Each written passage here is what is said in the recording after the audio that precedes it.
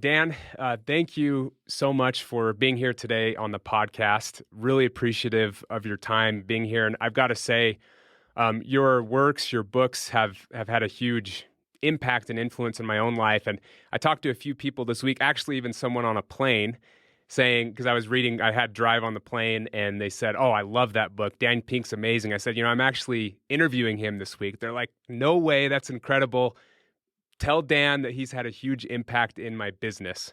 So Wow. I hear that from many. I hear that from many people, but it was kind of a cool experience this week. Prepping for this. So again, thank you so much for being on the podcast today. Yeah, what a pleasure. And each time I hear something like that, it keeps me in the writing business for another week. Yeah, that's awesome. So I think the challenge, Dan, one of the challenges is having you on the podcast to say which of your books should we highlight. You've written so many great ones, and many what I would consider to be paradigm shifting. But today we're gonna focus mainly on the book Drive, and then at the end we'll also highlight another book you have coming out soon. But I was actually curious. Speaking of writing, I know from what I gathered, you originally went to law school, became a lawyer, and worked some in politics. So did you always think you were going to be an author, a book writer? Is it something you aspired to, or how did that, I guess, happen in your life?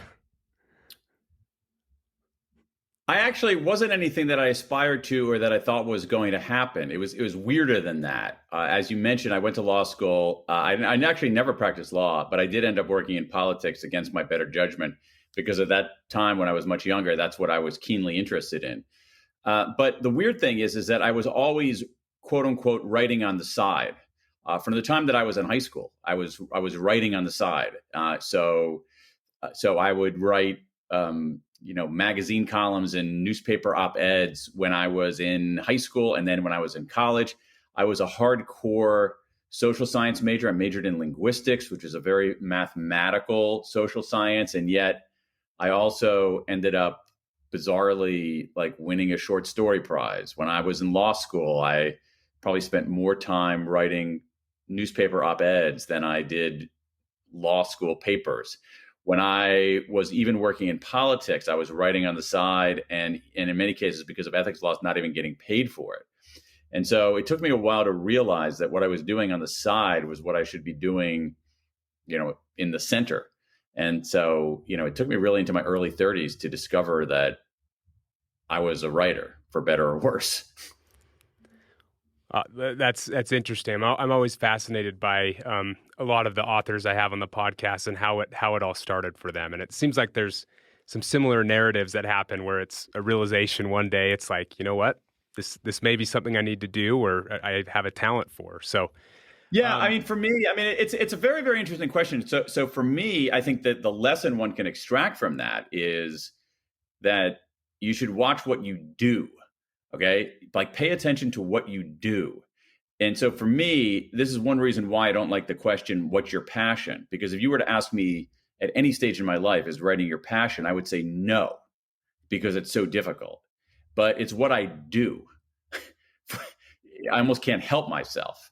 And I think that ends up being a lesson. Sort of watch what you do when no one is watching. Watch what you do when you have discretionary time. What do you think about when you're not thinking about other aspects of your life and your work? And I also find that in general, most people, their path to whatever it is that they do is twisty, to put it mildly. Sometimes often circuitous, sometimes with all kinds of backward steps and utterly nonlinear. And that's life. And it sounds, what you just said sounds very similar as well to what Angela Duckworth said in her book Grit. She was one of the I think the fourth episode on the podcast, and said something very similar, and it's actually stuck with me. And it was actually one of on LinkedIn, I shared the clip of that video, and it had like tens of thousands of views, and it resonated with so many people. This idea that your passion, it evolves and it comes to you over time, and it's not a linear path, right? So that's a great insight, and something that's really resonated, at least people who have listened to this podcast before. So taking you back in time. So I know Drive was released 2009. So obviously you started working on it years before then. It's actually kind of funny. I was with my 11-year-old son the other night, and we were listening to Drive in the car Oh my he God. knows. Yeah, well, I hope Child Services doesn't hear this podcast. I know. Well, they know. I've tried to involve them with this podcast, and they think it's kind of cool that there's these books, and so I always ask them like, hey, so my son's name's Steven too. I kind of didn't have much choice in that name, but I said, so Steven, I'm talking to Dan Pink tomorrow. What do you want me to ask him? About human motivation. He said, how do people research humans? So I thought it was kind of a funny kind of a funny question, but. Anyway, so when you're back 2009 or even before then, what made you want to understand human motivation? What drives us? Well, it was a few things. I had written a previous book called A Whole New Mind about the rise of metaphorically right brain thinking, and why SAT spreadsheet skills were becoming less valuable and artistic empathic skills were becoming more valuable. And one of the things that one of my credos as a writer is that I think that books are conversations, and so I always welcome communication from readers, and I try to respond to every single email from readers. And I started getting some questions about saying, well, if this is right, so how do you motivate people to do these kinds of things? Because it seems like a lot of the motivation for creative efforts or for empathic efforts or for big picture efforts come from within rather than from without. And I said, that's a really interesting question. And I started looking at some of the research I was vaguely aware of some of the research on motivation. And I started going into it more deeply. And I realized that what it was telling us, what the science was telling us, in many cases, directly contradicted a lot of what large organizations, from big companies to governments to schools, did. And I said, whoa, this is a little bit alarming. And if I can somehow close the mismatch, maybe I'm doing something good for the world. It's actually one of the things you said in the book, that most businesses haven't caught up to this new understanding of what motivates us. So that was, you said that in 2009. I mean, how do you feel about that now? Do you feel like there's been some progress made, or do you still see a pretty big gap? I mean, it's like that old adage, it's not where it ought to be, but it's not where it used to be. So that's some progress. So I think there is a recognition of some of I think it's less of a recognition of the underlying science, which we can talk about, and it's more of a recognition that the old mechanisms just aren't working very well. And that if you deploy some of these newer mechanisms, they're actually more effective. So it's less like organizations are convinced by the brilliant clarity and sophistication of my arguments, and more, they're basically hit a wall in their own lives and said, this is just totally not working. What else can I do? Right. And then in the book, you articulate really well kind of the different, you call it motivation 1.0, motivation 2.0. I wonder if you may talk a little bit about these different levels of motivations. You term them like operating systems, which I love. But yeah. Here's a way one of the interesting things about motivation, and to your son's question, which I think is actually a very insightful question of like, how do you study human beings? It's tough to study human beings, in part because you can't draw perfect, pristine conclusions about human beings in the way you could in, say, elementary physics. You roll a ball down an inclined plane on planet Earth, you can pretty much predict what's going to happen. We have a set of underlying principles that are uniformly true, and whereas human beings, it's a lot more complex. Human beings are complicated and sophisticated and complex. So let me explain what I mean by that.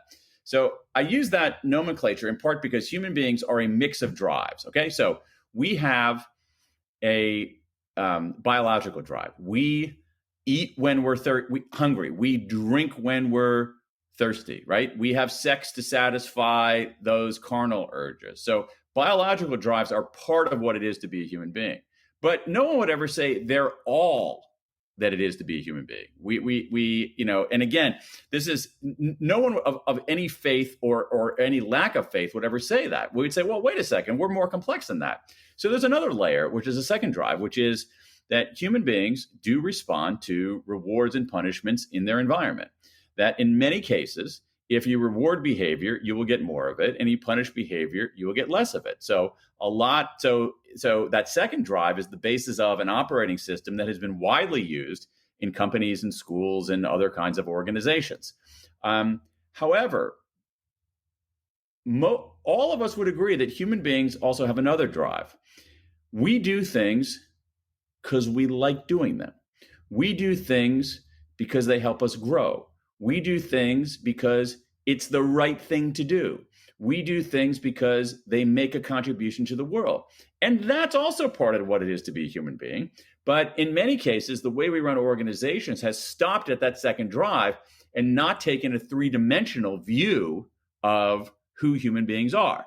So that's on the broad spectrum. I can also, and then what we also have, Stephen, is 50, 60 years now of research telling us what is effective in motivation and what is not. And it's actually, it's nuanced, but it's actually fairly easy to state. And and I can give you the summary. I mean, I can save everybody the trouble of reading, the first several chapters of the book, because I can, there's a punchline here, which is this. If you look at the research in human motivation, here's what it says pretty clearly. There is a certain kind of motivator that we use in organizations. Psychologists call it a controlling contingent motivator. Too many words for me. I like to call it an if-then reward, as in if you do this, then you get that. If you do this, then you get that. Here's what 60 years now of social science tells us. If-then rewards are very effective for simple tasks with short time horizons. Why? Human beings have that second drive. We like rewards. We like them a lot. You dangle a reward in front of anybody, you got my attention. You've got my attention in this very narrow, focused way. That's very good if the task is algorithmic. That is, if you're following a recipe, following a set of rules, marching down a set of steps to a clear conclusion.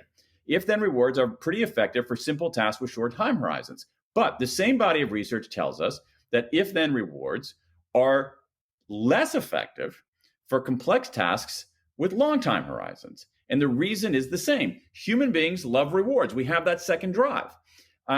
You dangle a reward in front of somebody, you have their attention in that narrow, focused way. That's good for simple tasks, but for complex tasks, for creative tasks, when you don't even know what the task is, when you're trying to figure out what the question is, you don't want to approach it narrowly. You want to have an expansive view. And so what we have is this operating system built on that second drive, saying that if-then rewards are the way to motivate people. And that's true for some things. But if you look at the workforce today, an increasing portion of what we do on the job is not simple, routine, algorithmic, and short-term. That kind of work is increasingly being automated. So what more people are doing on the job is work that requires more judgment, creativity, discernment, conceptual thinking. And what we need is a different operating system for motivating people to do those kinds of tasks. It's very, very well said. And so that's why there's the need for the motivation 3.0 as you term it. So just a recap for my purposes, just helpful. So motivation 1.0 is basically, it's all about survival, biological drives. Yep. Motivation 2.0 is this external rewards and punishments, the if-then type of thing. And then, and you're not saying, I take it that you're not saying that obviously there's not a place for if-then rewards like something like a salary, right? I mean, you're not going so far as to say like, oh, there can't be a carrot and a stick. But what you're saying is that just shouldn't be the fundamental driver in people's lives. Is that what you're saying, or? This is an extremely important point that you're getting at here. Extremely important, and once again, it's nuanced. So here's the thing: the problem with if-then rewards is that if-then rewards are a contingency. The problem with if-then rewards is not the reward. It's the contingency, the if-thenness of it. Because if-thenness is a form of control. And human beings have only two reactions to control. They comply or they defy. So you can do simple algorithmic work if you're compliant. It's very difficult to do complex creative work if you're just compliant. And so that's one thing. The second thing is that I would argue that salaries are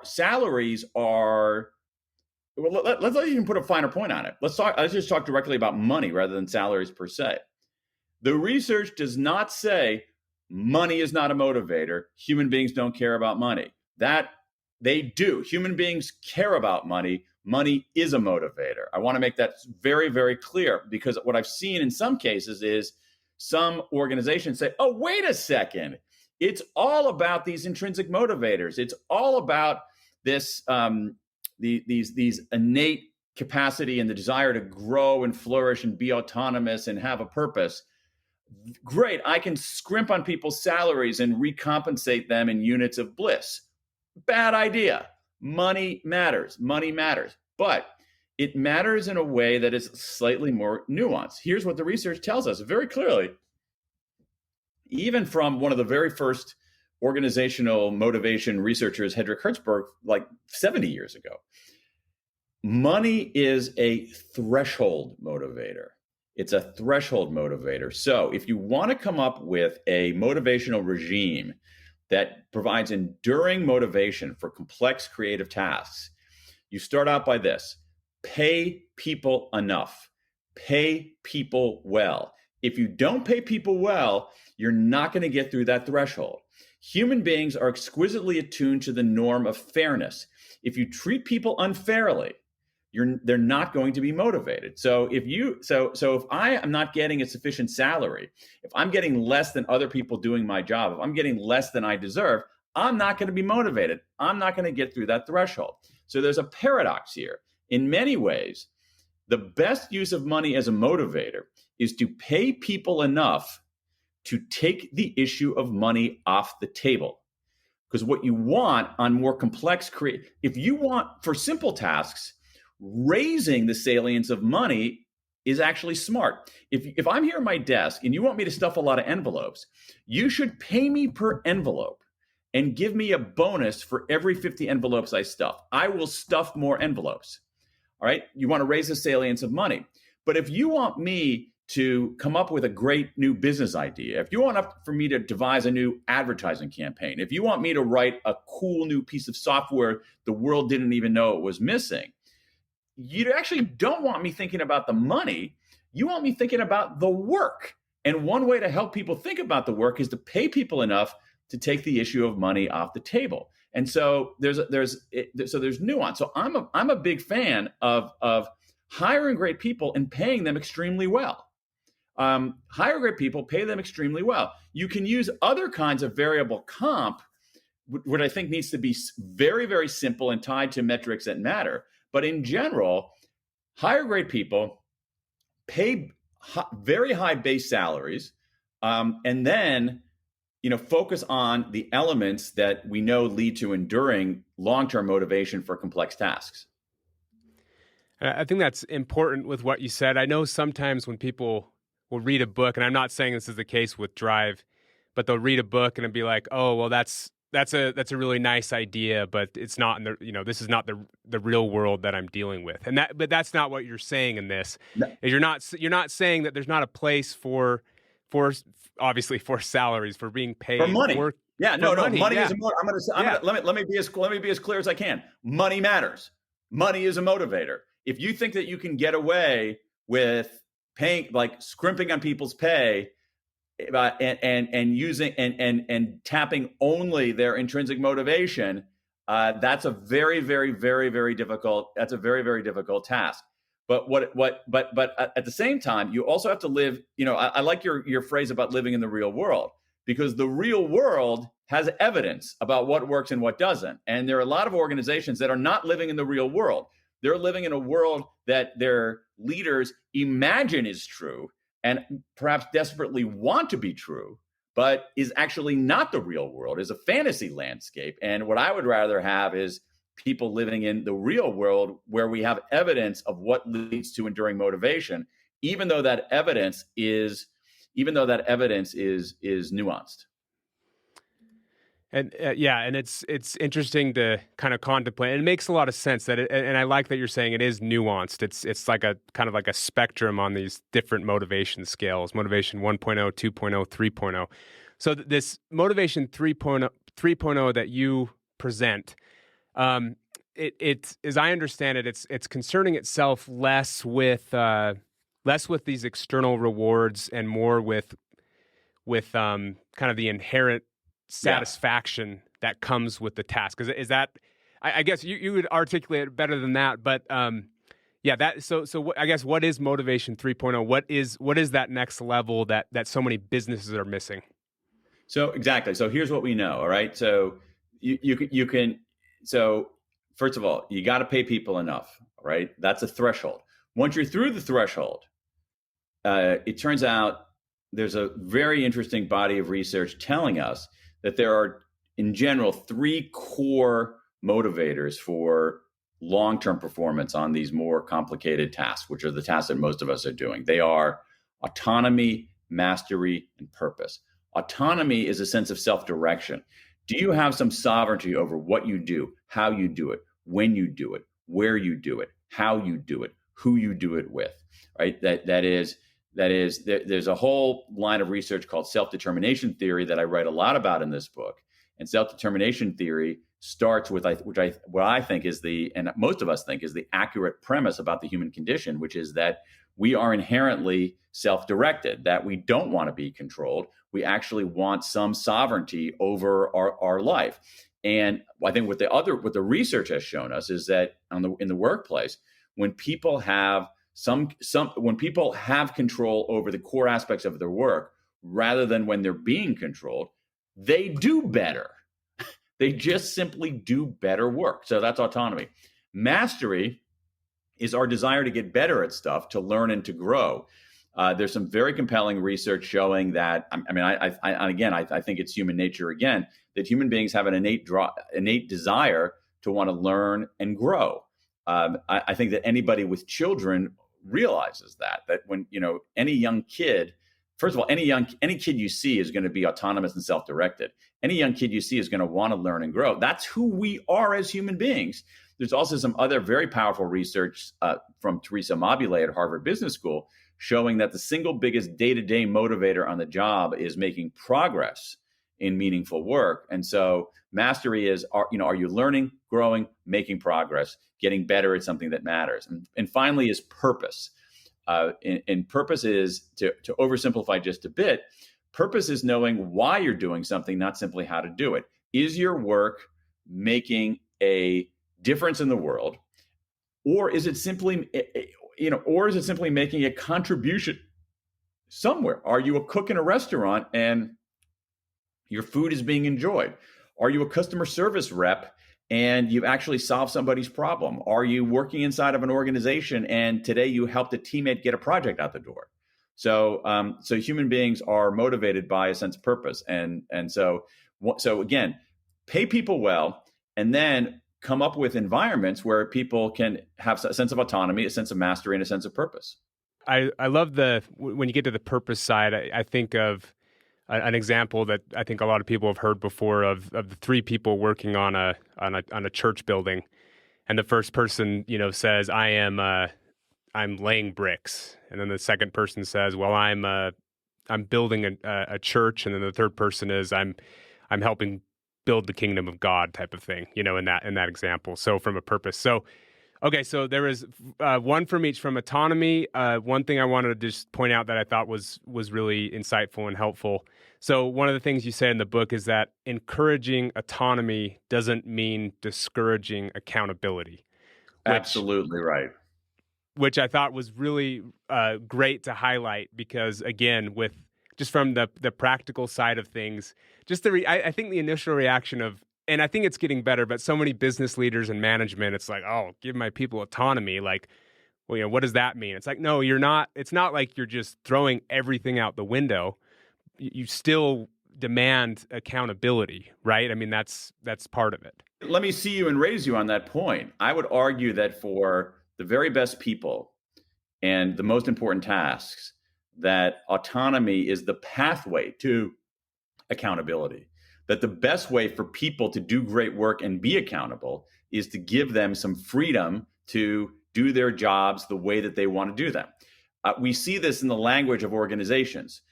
You and I talk to all these organizations all over the place, and you often hear complaints about micromanagement, right?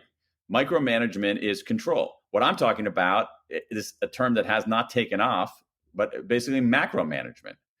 Help me understand what the goals are, give me the resources I need, and let me have at it. That's what high performers want. People are not, again, this is an empirical thing here too. Like, we know this, all right? So when people are most satisfied, their jobs are high in challenge and high in what's called decision latitude, which is, think of that as autonomy. People are not happy in low challenge, in jobs that are not very challenging. People actually, the best people especially, want challenge. But if you put people in a challenging job where they don't have autonomy, they burn out. If you put people in a job that combines high challenge with high decision latitude, a job that is challenging and where people have some control over it, that's how people flourish. I agree with everything you're saying. And so it's kind of from the autonomy side, from the mastery side, I like when you talk about getting in the flow zone or the zone, essentially. That's a great piece. And then the other part is on the mastery side that there's pain involved as well. Oh yeah, and I think that's so good to hear, especially for younger people in their careers. That part of the path of mastery is having grit and doing this deliberate practice and being able to be determined and work through things, but that you actually get fulfillment from that. It's not a silver platter handed to you. It actually takes work. Whereas I think a false narrative that you see because of things like social media, where you just see an image of, oh wow, that's the perfect life, and you have so many people that are just looking on social media and saying my life is terrible because this false appearance that you can just put whatever you want on social media. And so that really resonated with me, and I think people in the younger generation that part of this, that the autonomy, I think people realize, but the mastery part, that there is a sense of you got to work at it a little. So that, amen. I mean, yeah. And also, in this book, I wrote about Angela Duckworth's research on grit. Before her book came out. I wrote about her research, but yeah, mastery is a pain. You don't get to achieve mastery without some degree of suffering. And then on the final one, purpose, the one story that you shared that I loved was the University of Rochester, where they tracked the people that were graduating, and they kind of looked at, there was people that they termed had what would be called a profit goal, which would be more like an extrinsic, so something like money or wealth or title. And then there was other people that were graduating that their goals were more what they called purpose goals. I guess you termed it a purpose goal. So it was more intrinsic. And so over the years, I guess what was, and I'm kind of drawing a blank a little bit, which terrible prep on my part, but I think it was years later when they followed up with them, the people that had more of the purpose goals had lower levels of depression and higher levels of just satisfaction compared to even the people that had the profit goals, even those that achieved those profit goals. Was that exactly. In essence what it was? That's more or less right. And there's other research on this. There's there's sort of an even better study that came out subsequently, done by Amy Wisniewski and Barry Schwartz, that looked at, I think this is a very instructive study, that looked at, I think it was West Point. It was one of the military academies. I'm pretty sure it was West Point, one of the military academies. And what they did is they measured the incoming students, and they said who has essentially instrumental goals and who has fundamental goals. So why are you here? Purely instrumental would be because I got 4 years of free education, and that's a great deal. All right. Others of them are because I want to serve my country. Those are the two poles there. So instrumental is, yeah, I got a free ride. Of course, I'm going to come here. And then the other one is, well, I'm here at West Point because I want to serve my country. And then there are people who are mixed. Many people who are mixed. It's like, yeah, I want to serve my country, and I couldn't turn down this free ride. Then they track what happened to see who is the most successful. And it turns out that the people who are least successful are the people with purely instrumental motives. That is, the people who said, like, oh, I want to get this free ride, actually ended up achieving far less. And the people who achieved the most were the people with these purely non-instrumental goals. I just want to serve my country.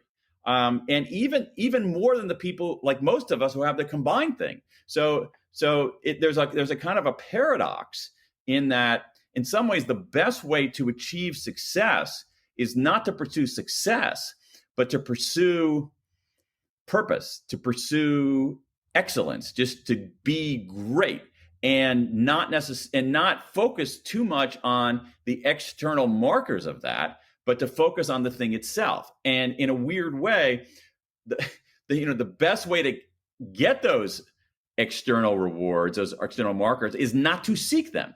Because by not seeking them, by seeking something better, purer, deeper, you actually are significantly better at what you do. And it reminds me very similar to some of the things my grandpa used to talk about. He used to talk about primary greatness and secondary greatness. So primary greatness being things like your character, your integrity, things like that. Whereas the secondary greatness are the things like the money, the titles, recognition, and it kind of tied into the same thing where you have the private victory over self precedes the public victory, like you were saying. So yeah, I think that's yeah. David Brooks has a nice way of talking about this. He talks about resume virtues and eulogy virtues. What are the things that are on your resume, and what are the things people say about you once you're gone? And you and I are talking a week or so after the memorial service for Colin Powell. That memorial service was actually conducted literally just a few blocks from where I'm sitting right now. I live just a few blocks from the National Cathedral. And, here's this incredibly accomplished man. This man, resume studded with all kinds of achievements. And the eulogies were about his character. The eulogies were about his integrity. They were about his kindness. They were about his sense of humor. They were about his ability to care for others. And I think that, we can call it eulogy virtues, we can call it primary greatness. That, at some level should be our life's pursuit. Now, again, we're tempted to take other roads here, and a lot of us might not at that. But I really am convinced, both in my experience as a human being on this planet, but also in looking at the research, that that's the move, man. Just be good, try to be great, and let the chips fall where they may. And something else you talk about, and then we'll get to the final couple questions there. But something else you talk about, I think, related to that, I think it's under mastery, is this idea that you never arrive. Yeah. And I wanted to ask you about that. How have you dealt with that in your own life? Because I think it can be empowering, but also discouraging to kind of think, okay, I'm focused on these primary traits and character and greatness, but there's really never an end in sight for that. It's right. I wanted to ask you yourself, how have you personally dealt with that in your own life? Kind of that idea that you never arrive. It's something that I am reckoning with right now. Not so much the never arriving part, but the sense that one is plateauing and that one isn't actually moving toward greater and greater mastery. And what that might require for some of us, for many of us, where we have the opportunity, is to actually take on a fundamentally different challenge. That is to shift domains entirely. So for me, it might be not writing another book, but doing something, a little bit different, where I have a chance to ride that learning curve, have a steeper learning curve, and to feel and essentially, in a way, start at a lower level. If I plateaued at this level, is actually jump off of that and start at the bottom somewhere else and ride the curve back up, which can be a daunting thing. But I really do think that, again, it depends on where you are in your life. I'm in my mid 50s, so this is a conversation that I would have with myself today that I wouldn't have had 20 years ago. But to be perfectly candid and transparent, one thing that I think about in my own life right now is whether I make a bigger break to a totally different domain where I'm starting over again, where I'm basically starting much more as a beginner, and can actually experience that delicious sense of getting better and better at something. Interesting. I say interesting because the last interview that I just did, I haven't published the episode yet, was with Whitney Johnson and her work around disrupting yourself. The S curve. And the S curve, right? Yeah. So that's man, that is so relevant. It's just ironic that'll be the two episodes back to back. So, but it's also your grandfather. It's also your grandfather and sharpening the saw. What I'm saying is, it's like, not only should you sharpen the saw, but maybe you get an entirely new tool and you learn how to use that and keep that, you keep that sharp. Right. All right. So ending, we got two questions that I ask to every author that comes on. So I'll ask you the two questions, and then I want to ask you about your upcoming book too. So for the first question here, for someone who's listening, let's say that has a leadership role at a company, has some influence, what is one practical action step they could take to help move to more, motivation 3.0? Yeah, I mean, I think I hope this is actionable enough. If it's not, I can give you something else. But I think that one of the most important things is your starting premise. Start with the premise that people can be trusted. Start with the premise that that people care. Start with the premise that people are willing to work hard. Now, that won't be true of everybody, but let them disprove that, because I think that starting with the opposite premise is pernicious. If you start with the premise that people can't be trusted, they're going to shirk, they need to be monitored, that's going to lead you down one path. And I think that starting premise is wrong for most people. So, and I think this is doubly true, Stephen, in the aftermath of the pandemic, when we had these fears that people couldn't be trusted if they worked at home, if they worked remotely, and tens of millions of people in America, hundreds of millions around the world, started working remotely, and it was fine, and they got a lot done. That's a very hard egg to unscramble. And so start with the premise that people can be trusted, and let a few of them disprove that, rather than start with the opposite premise. I think that's incredibly, incredibly important. And I think that is a real practical step someone could take. So last question is around, imagine that you were sitting one-on-one with someone who was just starting off in their career, and they asked you about success, both in terms of what is success and how to be successful. How would you go about answering that individual?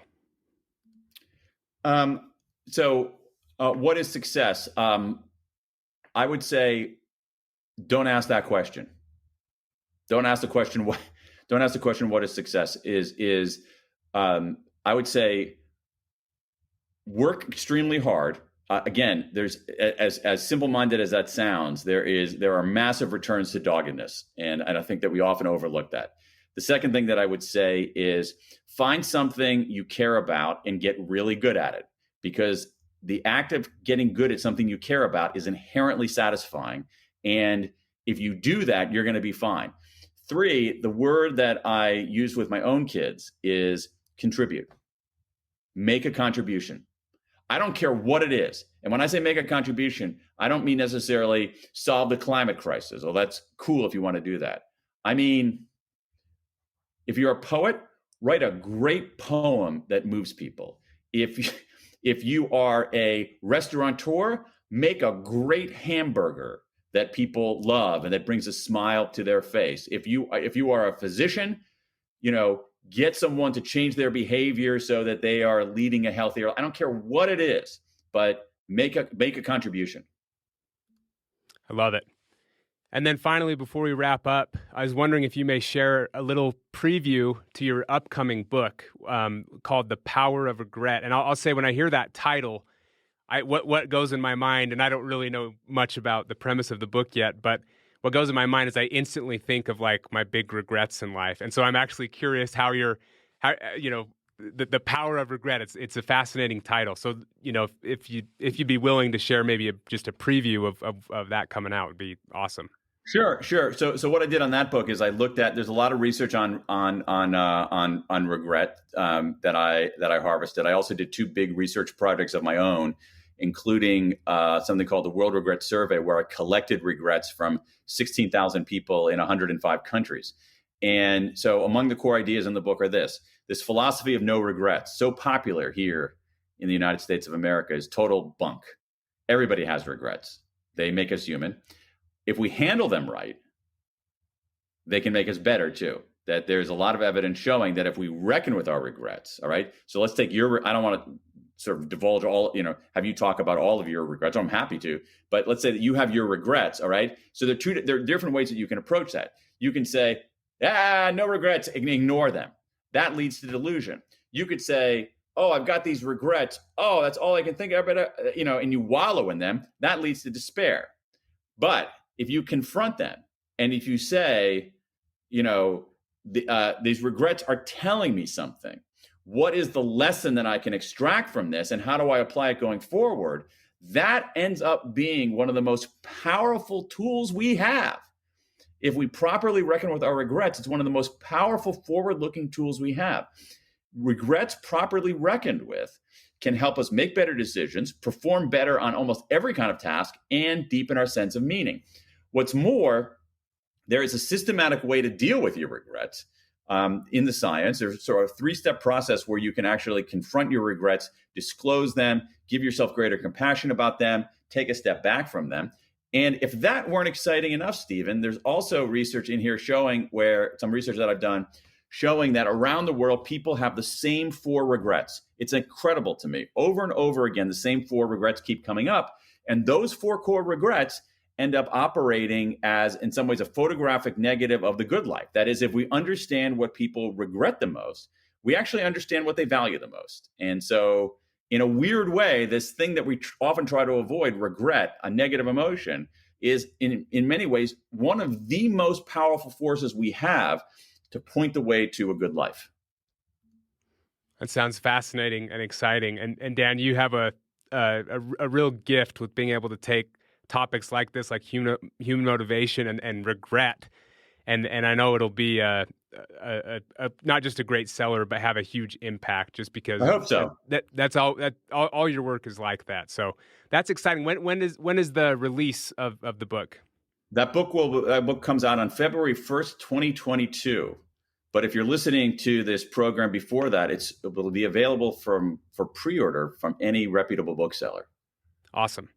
Well, I will definitely do that. And I know many listeners will too. So, anyways, Dan, thank you again so much for today. I really enjoyed this conversation. I walk away, from all these episodes energized and excited, but especially so today, just because of your graciousness and taking some time and your insight. So thank you so much. What a pleasure talking to you. I've really enjoyed it. Thanks, Dan.